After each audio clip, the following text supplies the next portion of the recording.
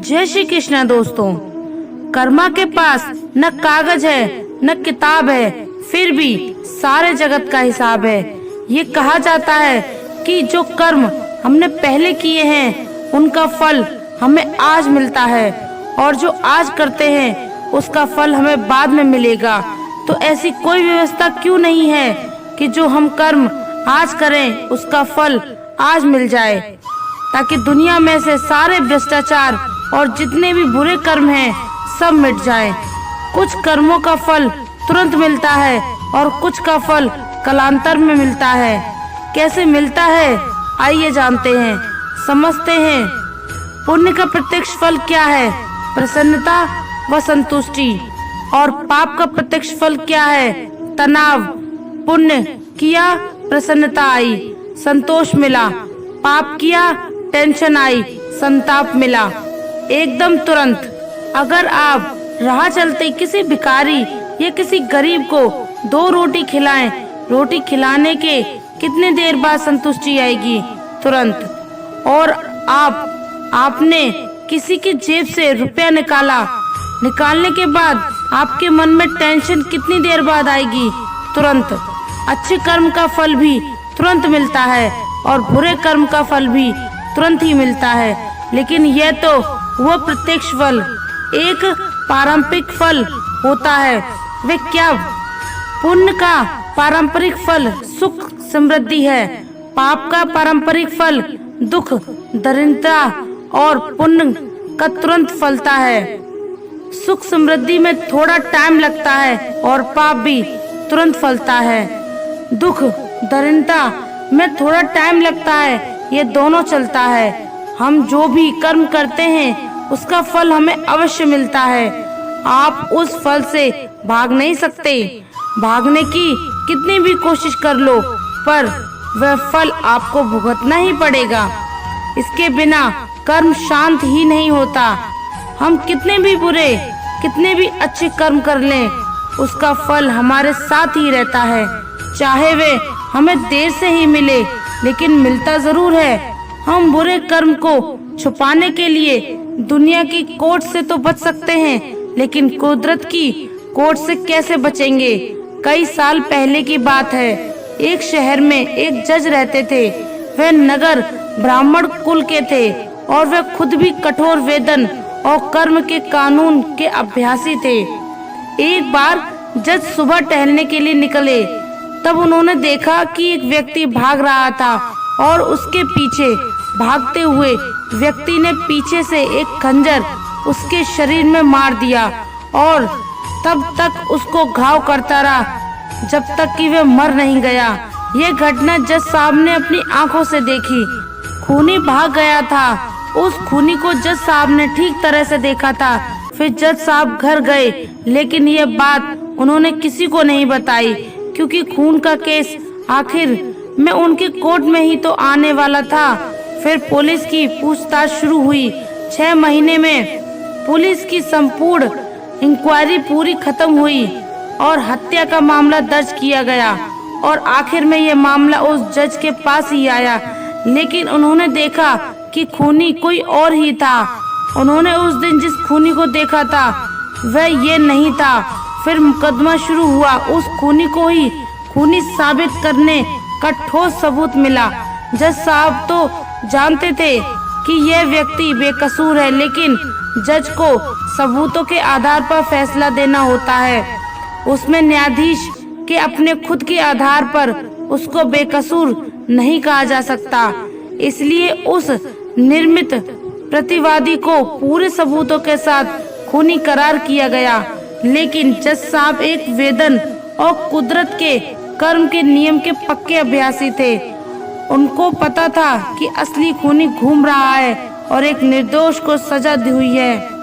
इसलिए उन्होंने फांसी की सजा सुनाने से पहले खूनी को अपने चैम्बर में बुलाया। वह नकली प्रतिवादी रो पड़ा और कहने लगा कि मैं निर्दोष हूँ, मैंने खून नहीं किया है। पुलिस को असली खूनी पकड़ में नहीं आया तो उन्होंने मेरे पुराने गुनाहों के आधार पर मुझे ही पकड़ लिया और मेरे खिलाफ सबूत खड़े करके मुझे कोर्ट में खूनी साबित किया गया।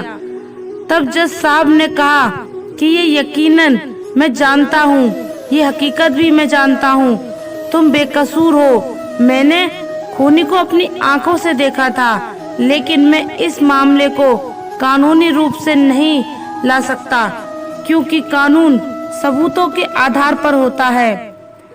सबूत पूरी तरह से तुम्हारे खिलाफ हैं, इसलिए मैं तुम्हें कानूनी तौर पर खूनी साबित करके फांसी की सजा सुनाने वाला हूँ। लेकिन कुदरत के नियम में कहीं कुछ गलत तो नहीं हो रहा? इस बात को सुनिश्चित करने के लिए मैं तुम्हें अकेले में एक सवाल पूछता हूँ। इस बात का तुम मुझे बिल्कुल सही जवाब देना।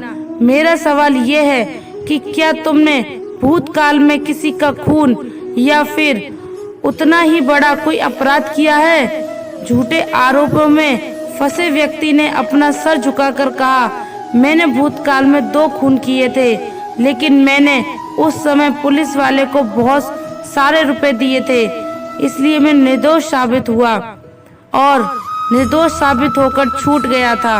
लेकिन इस केस में मैं सच में बेकसूर हूँ, फिर भी सजा मिल रही है। जज साहब को समझ में आ गया कि भगवान के कर्म के नियम में कोई चूक नहीं है।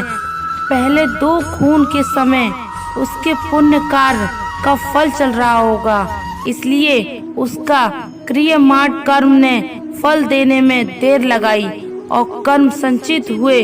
अब जब पुण्य खत्म हुआ होगा तो पहले के 2 खून के फल के रूप में संचित हुए कर्म ने इस बार प्रारंभ रूप से बेकसूर होने पर भी उसे फांसी की सजा दी। कुदरत ने जो कर्म के नियम बनाए हैं उसमें कोई गलती नहीं होती। कोई भी कर्म करो उसका फल हमें मिलता ही है। कर्म के नियम में किसी भी वकील की बहस नहीं चलती और ना ही किसी की सिफारिश चलती है। जब तक हमारे पुण्य कर्म का फल हमारे साथ है तब तक सही है, लेकिन हम जो गलत कर्म या दुष्ट कर्म करते हैं वह तो वक्त आने पर ही मिलता है। इसलिए कर्म करने से पहले हमें सोचना चाहिए। कर्म हो जाए उसके बाद उसके फल से भागना व्यर्थ है। हम जो भी कर्म करते हैं उसका फल पाने के लिए तैयार रहना चाहिए। कई कर्म ऐसे होते हैं हंसते हंसते किए हों, लेकिन उसका फल रोते रोते भुगतना पड़ता है। दुर्योधन ने एक अबला स्त्री को देखकर अपनी जंगा ठोकी थी तो उसकी जंगा तोड़ी गई। दुशासन ने छाती ठोकी तो उसकी छाती फाड़ दी गई। महारथी कर्ण ने एक असहाय स्त्री के अपमान का समर्थन किया तो श्री कृष्ण ने असहाय दशा में उसका वध कराया। भीष्म ने यदि प्रतिज्ञा में बंधकर एक स्त्री के अपमान को देखने और सहन करने का पाप किया तो असंख्य तीरों में भींकर अपने पूरे कुल को एक एक कर मरते हुए भी देखा। भारत का कोई बुजुर्ग अपने सामने अपने बच्चों को मरते देखना नहीं चाहेगा, पर भीष्म अपने सामने 4 पीढ़ियों को मरते देखते रहे। जब तक सब देख नहीं लिया तब तक मर भी ना सके। यही उनका दंड था। धृतराष्ट्र का दोष था पुत्र मोह, तो 100 पुत्रों के शव को कंधा देने का उन्हें दंड मिला। 100 हाथियों के बराबर बल वाला धृतराष्ट्र सिवाय रोने के और कुछ नहीं कर सका। दंड केवल कौरव दल को ही नहीं मिला था, बल्कि दंड पांडवों को भी मिला था। द्रौपदी ने वरमाला अर्जुन के गले में डाली थी, सो उनकी रक्षा का दायित्व सबसे अधिक अर्जुन पर था। अर्जुन यदि चुपचाप उनका अपमान देखते रहे तो सबसे कठोर दंड भी उन्हीं को मिला। अर्जुन पितामह भीष्म को सबसे अधिक प्रेम करते थे, तो कृष्ण ने उन्हीं के हाथों पितामह को निर्मम मृत्यु दिलाई। अर्जुन रोते रहे पर तीर चलाते रहे। क्या लगता है अपने ही हाथों अपने अभिभावकों भाइयों की हत्या करने की ग्लानि से अर्जुन कभी मुक्त हुए होंगे? क्या नहीं, वह जीवन भर तड़पे होंगे। यही उनका दंड था। युधिष्ठिर ने स्त्री को दांव पर लगाया तो उन्हें भी दंड मिला। कठिन से कठिन परिस्थितियों में भी सत्य और धर्म का साथ नहीं छोड़ने वाले युधिष्ठिर ने युद्ध भूमि में झूठ बोला और उसी झूठ के कारण उनके गुरु की हत्या हुई।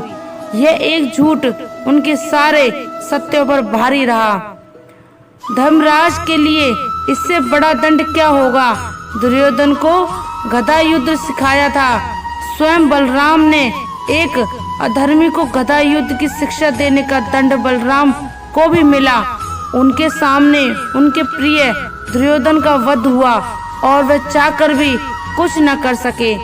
यह युग में दो योद्धा ऐसे थे जो अकेले सबको दंड दे सकते थे, कृष्ण और महात्मा बर्बरिक। पर कृष्ण ने ऐसे कुकर्मियों के विरुद्ध शस्त्र उठाने तक से इनकार कर दिया और बर्बरिक को युद्ध में उतरने ही नहीं दिया। लोग पूछते हैं कि बर्बरिक का वध क्यों हुआ। यदि बर्बरिक का वध नहीं हुआ होता तो द्रौपदी के अपराधियों को यथोचित दंड नहीं मिल पाता। कृष्ण युद्ध भूमि में विजय और पराजय तय करने के लिए नहीं उतरे थे।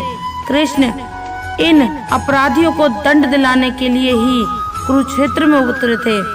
कुछ लोगों ने कर्ण का बड़ा महिमा मंडल किया है, पर सुनिए, कर्ण कितना भी बड़ा योद्धा क्यों ना रहा हो, कितना भी बड़ा दानी क्यों ना रहा हो, एक स्त्री के वस्त्र हरण में सहयोग का पाप इतना बड़ा है कि उसके समक्ष सारे पुण्य छोटे पड़ जाते हैं। स्त्री कोई वस्तु नहीं है, उसे दांव पर लगाया जाए।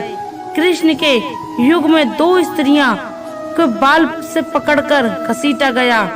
देवकी के बाल पकड़े कंस ने और द्रौपदी के बाल पकड़े दुशासन ने। श्री कृष्ण ने स्वयं दोनों के अपराधियों का समूल नाश किया। किसी स्त्री के अपमान का दंड अपराधी के समूल नाश से ही पूरा होता है, भले वे अपराधी विश्व का सबसे शक्तिशाली व्यक्ति ही क्यों ना हो। इंसान चाहे कलयुग में हो या चाहे सतयुग में, उसे अपने कर्मों का हिसाब किताब तो देना ही पड़ता है। जिसने जैसे कर्म संसार में किए हैं, उन्हीं के अनुसार उसे अपने कर्मों का फल भोगना ही पड़ेगा। यही संसार का नियम है। अच्छे काम करने के लिए कभी विचारने की जरूरत नहीं। यह रंग चढ़ा के रखो मन पर, कभी उतारने की जरूरत नहीं। जो बीत गया उस पर पछताना नहीं, भविष्य के लिए कभी घबराना नहीं। जो है वो आज है, सत्य ये बिसरा नहीं। नेक कर्म तू करता चल, हार कर रुक जाना नहीं। कोई साथ नहीं रहता, सदा साथ रहते हैं अपने कर्म यहाँ। परोपकार को अपना दे जानो, इससे बढ़कर न कोई धर्म यहाँ। नेकी करने वाले का जीवन महकता है, बनकर के चंदन बांटते हैं संग जिनके ये महक वो दुआओं से भर देता है। दामन तन की सुंदरता से ज्यादा रखो मन का ध्यान। सुंदर निश्चल मन के अंदर बसते स्वयं भगवान। विशाल रूप में हो खड़ी बुराई, बेशक डटकर कौरव सेना सी पराजय, फिर भी निश्चल इसकी। जब अच्छाई के संग स्वयं हो केशव बनकर सारथी। स्वार्थ मन में लेकर कभी अच्छे काम नहीं होते, निस्वार्थ भाव से करे जो परहित, उस नेकी के जग में दाम नहीं होते। कमजोर कभी भी इंसान नहीं, परिस्थिति कर देती है। विवश पर धैर्य जो कभी खोए नहीं, उसे स्वयं हरि मार्ग दिखाते। सहर्ष माना बुरे कर्मों की बदौलत क्षणिक सुख कभी पा जाओगे, पर विधाता जब बांटे फल जीवन में प्रतिक्षण पछताओगे। भाग्य और कर्म दोनों में एक रिश्ता है। कर्म के बल पर भाग्य बनता बिगड़ता है। जब संशय हो मन में कोई किस पथ पर कदम बढ़ाने हैं, जब स्वयं से यही एक प्रश्न करो, कड़वे या मीठे कौन से पाने हैं। भला किसी का करने से बढ़कर जग में कोई पूजा भक्ति नहीं। अच्छाई के सम्मुख टिकती नहीं बुराई, अच्छे कर्मों से बड़ी कोई शक्ति नहीं। प्रिय दोस्तों, आशा करती हूँ आपको हमारी ये वीडियो पसंद आई होगी। अगर आप हमारे चैनल पर नए हैं तो चैनल को सब्सक्राइब कर लें और कमेंट में जय श्री राधे कृष्णा लिखें। धन्यवाद। जय श्री राधे कृष्णा।